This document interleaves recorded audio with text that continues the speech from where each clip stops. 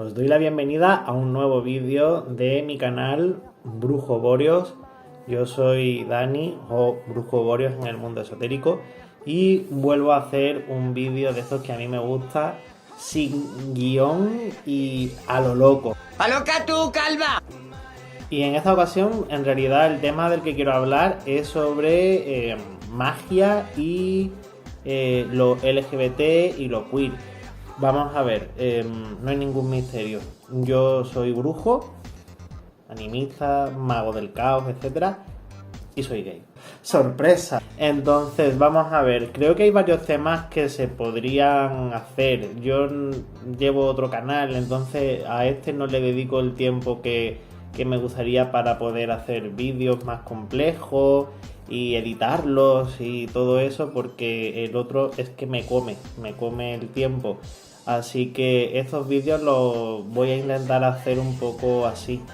Pero hay muchas cosas que se pueden decir sobre no solamente paganismo, sino sobre magia, brujería, misticismo, espiritualidad, en relación con disidencias de orientación, de tipo de relaciones, de género, etcétera, etcétera, etcétera.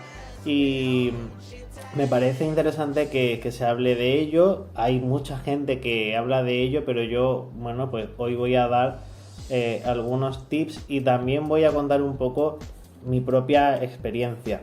Vamos a ver, hay muchas perspectivas para enfocar esto. O sea, hay una perspectiva que podría ser más religiosa, otra más del practicante de magia. Pero bueno, voy a ir un poquito, como voy sin guión, voy a ir un poco diciendo según cómo lo vaya recordando. Bueno, pues vamos a ver, aquí habría que partir del hecho de que nuestra identidad sí puede tener cierta importancia en cuanto a nuestra manera de relacionarnos tanto con lo divino como con la magia. Vamos a ver, para mí como mago del caos todas estas cosas son una opción, no son un imperativo, pero sí es verdad que hay una gran cantidad de tradiciones o de corrientes de pensamiento, porque a lo mejor no son tradiciones tan antiguas, son a lo mejor cosas también modernas o revivals de cosas muy antiguas en las que el género, el vínculo, la orientación sí tenía cierta importancia. Es decir, hay cosas que las hacían las mujeres, hay cosas que las hacían los hombres, hay culturas donde para poder participar de ciertas cosas había que ser algo entre medias en la perspectiva que podían tener esas personas, es decir, un dos almas, un hombre que tuviera comportamientos femeninos, una mujer que tuviera comportamientos masculinos, porque se consideraba o se cree a día de hoy desde la antropología que se podría considerar como que estas personas, al moverse entre dos mundos, entre dos realidades, pues eso que funcionaba en el mundo de lo físico, pues también era extrapolable al mundo de lo sobrenatural y de lo místico.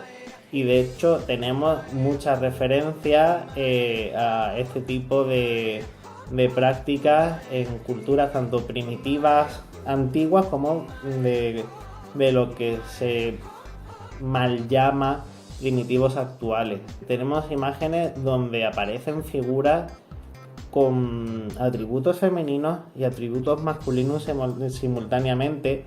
En pinturas rupestres hemos oído hablar de los dos espíritus, si no recuerdo mal, en ciertas comunidades de indígenas americanos, de nativos americanos. Y fijaos que yo creo que este hecho, que además parece que se remonta a la prehistoria en bastantes culturas, ese juego, esa especie de decir un hombre que no es del todo un hombre, una mujer que no es del todo una mujer, porque o bien suprime cosas de sí mismo, o bien porque hace cosas que tienen que ver con el género o que se esperan del género contrario, o porque los combina, etcétera. son varias las vías por las que esto puede funcionar, pero eso nos lleva a que, por ejemplo, en algunas religiones, las sacerdotisas o los sacerdotes no son del todo toda la expresión del físico que tienen, anulando el componente sexual. Por eso tenemos, por ejemplo, el componente de la virginidad o del celibato en determinadas religiones, tanto antiguas como actuales. Podría ser, es decir, esto es una línea de pensamiento, yo no lo afirmo como una cosa que esto sea así seguro, pero sí hay una línea de pensamiento que piensa que todo este tema de, por ejemplo, del celibato en determinadas corrientes cristianas o de la virginidad de, por ejemplo, las vestales, tenía de alguna manera que ver con este componente que tiene que ver con gente que o participa de lo otro, o gente que no termina de completar según ciertas mentalidades su propio género. Es decir, soy un hombre que, como no hace ciertas actividades sexuales, pues no soy un hombre completo. No es que yo comparta este pensamiento, sino que sé de dónde, puedo detectar de dónde viene esta posible forma de percibirlo. Y por otro lado, vamos a considerar que la historia de las religiones actuales, el neopaganismo actual, también es muy variado. Hay mucha gente que sale de las religiones mayoritarias y buscando una espiritualidad alternativa, y muchos de nosotros somos disidentes de género, o disidentes sexuales, o sea, de orientación o de algún tipo. Hemos sido, por muchas razones, los raros, los extraños, no encajábamos en el círculo de personas que nos rodeaban, etcétera. Y casi que como un componente más de encontrar nuestro sitio, y encontrar nuestro sitio en un lugar que no sea donde nos podamos sentir discriminados, llegamos a las corrientes paganas. Pero lo cierto es que, si bien muchísimas personas del neopaganismo, y hay muchas corrientes, son muy abiertas a las disidencias, no todas lo son. Hay grupos, hay corrientes, hay reconstruccionismos donde no se es tan tolerante. Entonces hay gente que se puede dar un batacazo. Esto hay que tenerlo en cuenta. Yo por eso siempre insisto en que cada uno debe no solamente informarse de dónde se mete, sino que, bueno, yo en lo personal, en lo mío práctico, eludo el pertenecer a corrientes estrictas, a grupos, etcétera, porque yo construyo y sigo con la edad que tengo y después de casi 20 años que llevo metido en misticismo y brujería y tal de manera consciente, yo voy construyendo mi propio camino, voy construyendo mi propia espiritualidad, mis propias prácticas, mis propias devociones, por así decirlo, aunque yo no suelo devocionar divinidades, sino que, bueno, me refiero a devocionar a la naturaleza o a la vida o a lo que sea. Y mi sexualidad sí ha sido parte de todo esto.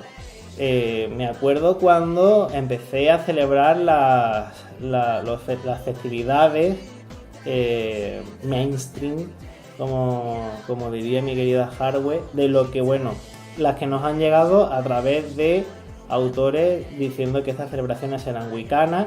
Os invito a que veáis el canal de Harwe, donde ella está poniendo un poco el punto sobre la realidad histórica sobre ciertas celebraciones. Por supuesto, no dice que nadie deje de celebrarlas, sino que simplemente sepamos cuál es su verdadero origen y cuál no lo es. Y en mi caso, yo, por ejemplo, pues me encuentro que se habla constantemente de el dios y la diosa, el gran rito. Me acuerdo de yo tenía un novio con el que estuve muchos años, que, bueno, pues que se sumó a practicar y a participar conmigo en todo esto. Y que me encuentro que encontramos la información sobre el gran rito en relación a Beltane. Y claro, se nos hacía un poco un mundo porque éramos 2 hombres y nos costó un cierto proceso interno el decir, ¿podemos practicar el gran rito y que se considere que estamos practicando el gran rito en el sentido sexual siendo 2 hombres? Y entonces, pues sí que podíamos. Hay gente que te va a decir, no se puede porque son personas ortodoxas y están en su derecho de ellos hacer lo que quieran dentro de su tradición. Como yo no estoy en ninguna tradición y yo soy libre, pues yo hago las cosas como quiero. Con esto, ¿qué quiero decir? Que si sois de cualquier disidencia sexual y estáis solos, acompañados, con una pareja, con 5, como queráis, ¿podéis celebrar el gran rito? Yo os digo que sí.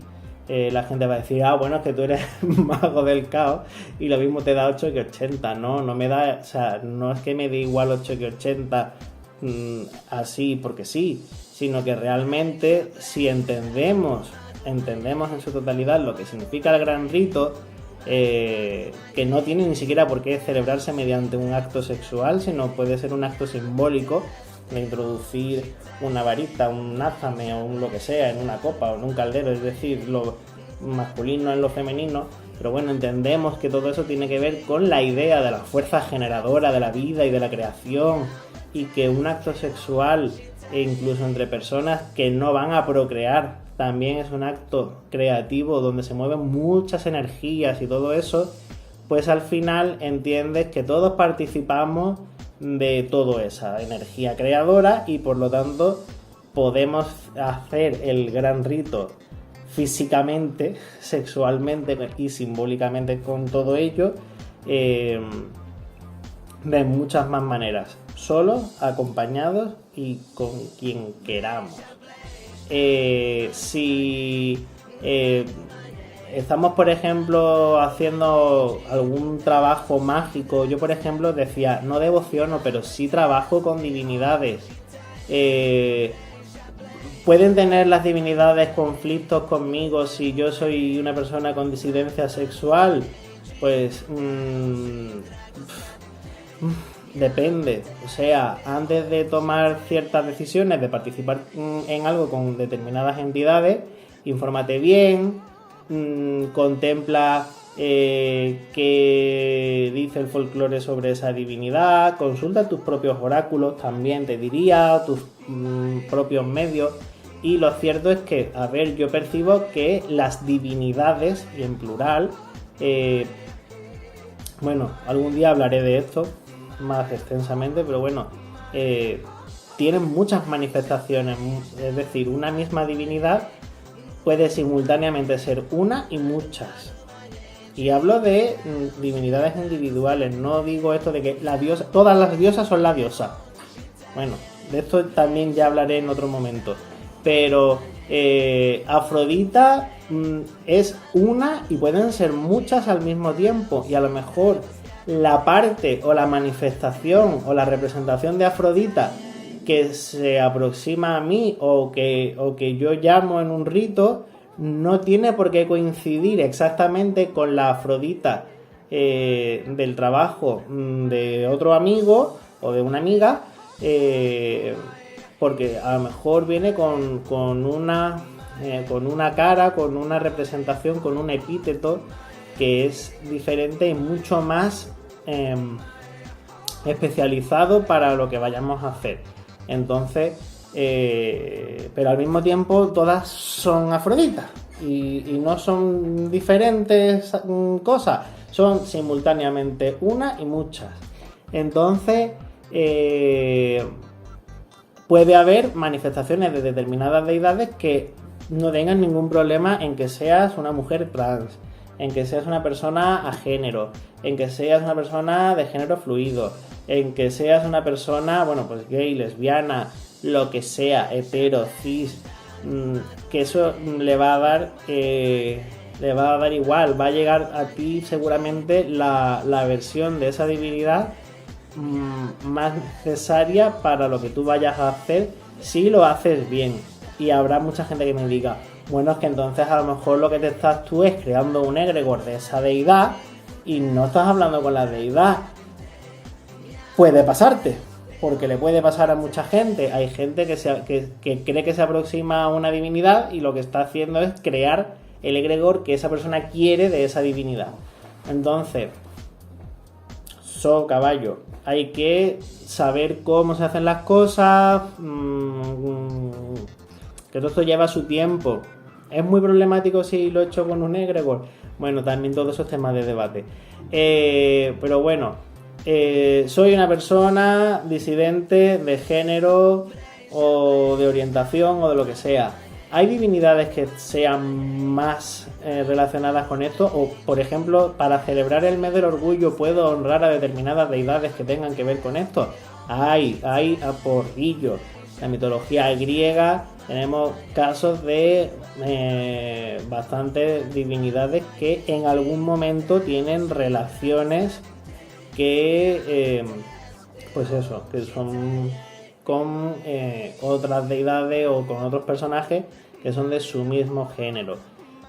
También tenemos muchos casos en diferentes mitologías de personajes que podríamos a día de hoy considerar de género fluido o que transicionan, o personajes masculinos que se quedan embarazados, como Loki, etcétera, etcétera. Es decir, son divinidades que os invito a explorar, a conocer y que veáis de qué manera podríais integrar. Tenemos también personajes como Hermafrodito en la mitología griega, que participaba de ambas sexualidades y géneros.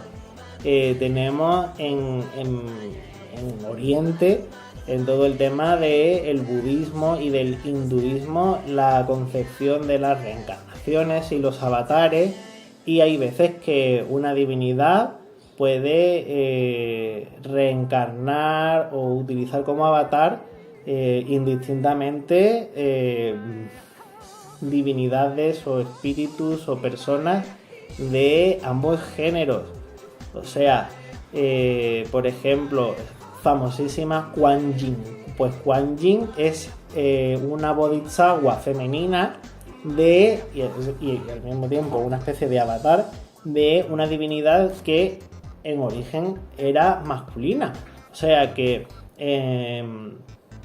puede ser interesante. Y si practicáis, bueno, si sois de una espiritualidad que se inclina hacia el cristianismo o hacia lo católico o hacia, en fin, o incluso practicáis brujería folclórica cristiana o católica, que es un tema que yo no domino pero me parece interesantísimo, podéis trabajar con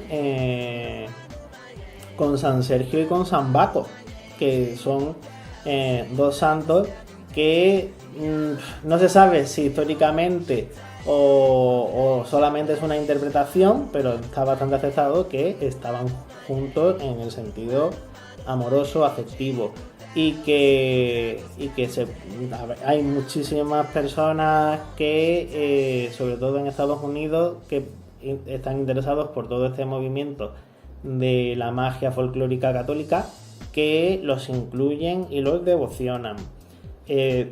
Podríais también considerar, bueno, en el arte, para representar un poco el icono de lo homosexual de una manera más o menos encubierta, se solía utilizar la imagen del rapto de Ganímedes, pero cuando en el Renacimiento y a posteriori se hace como muchísimo hincapié también en adaptar iconografías clásicas a lo católico, y eso ocurre muchísimo también, sobre todo en el contexto español, que todo lo convertían en católico.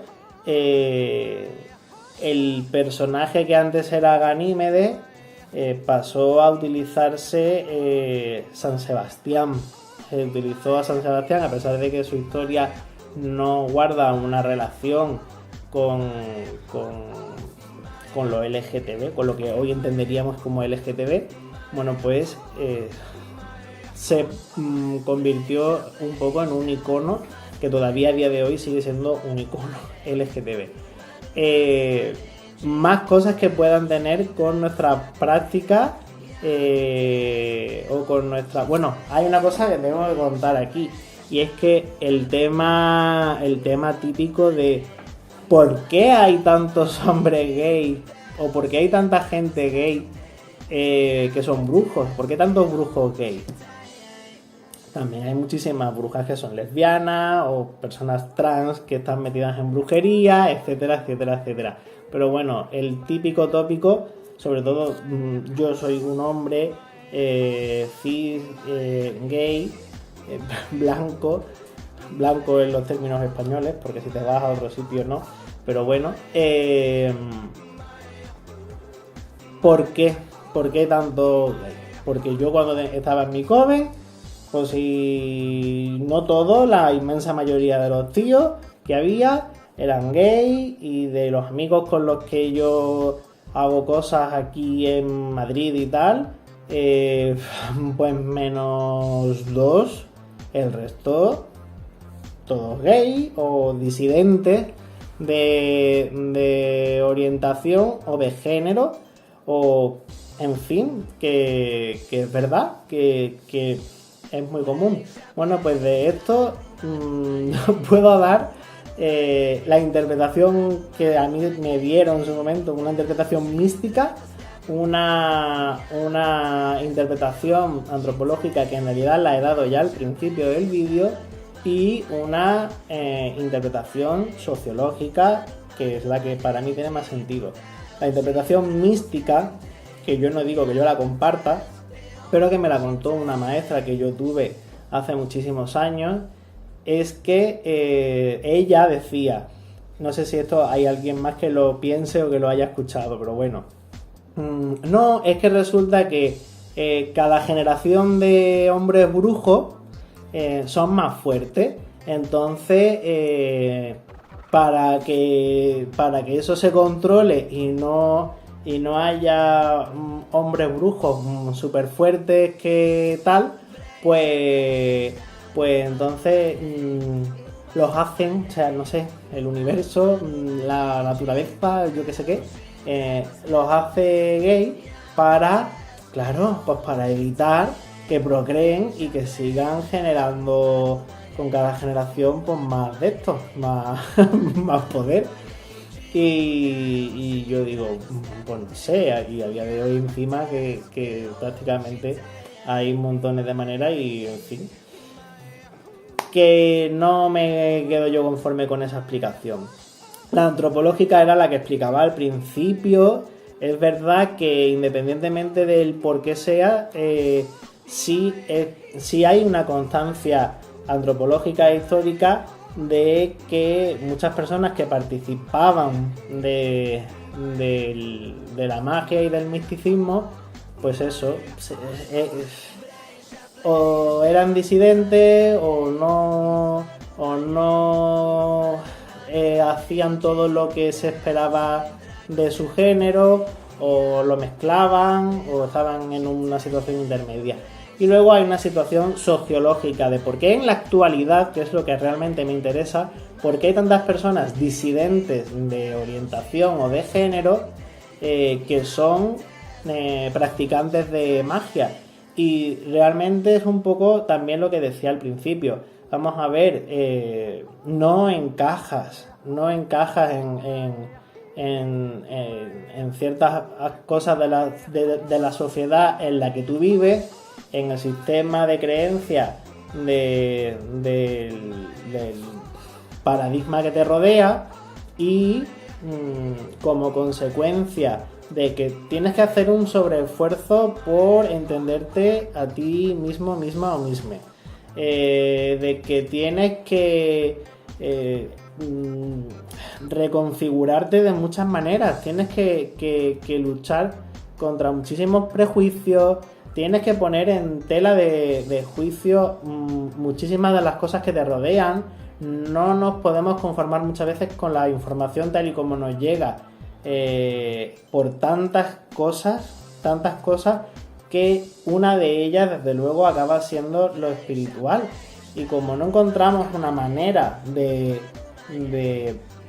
aceptar eso nos lleva a investigar sobre otras cosas, y al final una de las muchas vías que pueden tener las personas disidentes de tener cierto sentido de pertenencia es formar parte de todo esto, en el que el que llega normalmente llega porque quiere, porque llega buscando respuestas, porque llega buscando el tener su propio poder, el poder que en otros lugares nos quitan, aquí lo tenemos. Entonces yo creo que esa es la respuesta más convincente. Así que nada, con esto me despido por ahora. Os dejo que me podáis poner las preguntas que queráis. Seguramente más adelante me acuerde o piense en más cosas que podría haber dicho y contado. Pero bueno, estas son las que he sentido que era ahora mismo pertinente contar. Quizás pues eso, más adelante haga vídeos específicos cuando tenga tiempo y ganas. Podéis dejarme preguntas en los comentarios, podéis compartir con quien queráis, podéis suscribiros, que me encantaría, darle a like, todas esas cosas. Y pues nada, os mando un saludo y que estéis muy bien. Hasta el próximo vídeo. Nos vemos y feliz mes del orgullo.